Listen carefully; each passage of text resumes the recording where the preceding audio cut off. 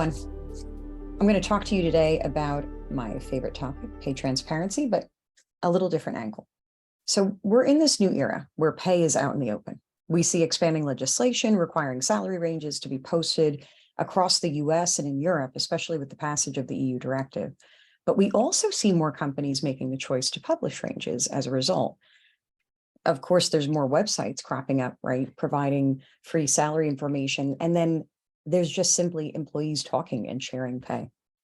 So increasing transparency means employees know what their jobs earn. But, the thing we haven't really talked a lot about is the fact that they're also going to know what other jobs pay. And that starts to shine a light on who's in those jobs that pay more. So while we already have pay gap reporting requirements, that current all up pay gap number doesn't really do much except to say this gap exists. But when we account for people in the same jobs, we're good. The truth is they're not good. And employees are going to see it much more quickly as they learn more about what different jobs pay. It's not going to be enough to say, well, what they do is more valued in the market, because employees are going to start to question, yeah, but why does it seem to be just one demographic that's in that job? And what can I do to get that job?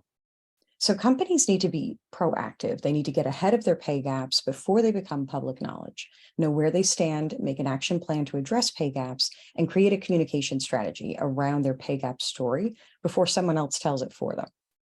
So the first step in closing the pay gap is to understand where your organization stands today. You can use Syndio's pay gap calculator. It's linked in the video description to compare compensation between employee groups to determine what pay gaps you have. So you can use this calculator to calculate the unadjusted pay gap between any two groups. So while we usually see a focus on gender and race ethnicity in the press, our customers use the platform to make other comparisons like age, LGBTQ plus status, disability status, veteran status, and more.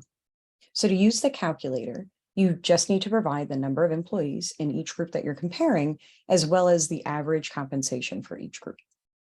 So after you do this, you might wonder, well, now what? We'd love to talk to you about that. First, pay equity is one of the biggest explainers of the pay gap. It's typically the easiest place to start for most organizations when it comes to closing the pay gap. And that's because pay equity is really within your control. We help companies do robust statistical analysis and then make corrections through pay adjustments. You can really solve the problem in one merit cycle, possibly. But the thing is, pay equity alone doesn't fully account for the pay gap. Employers have to address opportunity equity, making sure that they're enabling and removing any barriers to employees having access to opportunities for employment, advancement, development, regardless of gender, race, or any other characteristic. So to improve opportunity equity, companies must analyze their recruiting, hiring, onboarding, and promotion policies, and then ensure they're being applied consistently, objectively, and fairly across all employees. Syndio's workplace equity platform makes it easy for you to tackle pay gaps from both sides. Finally, it's about being able to talk about all of the work and the investments that you're making in your people.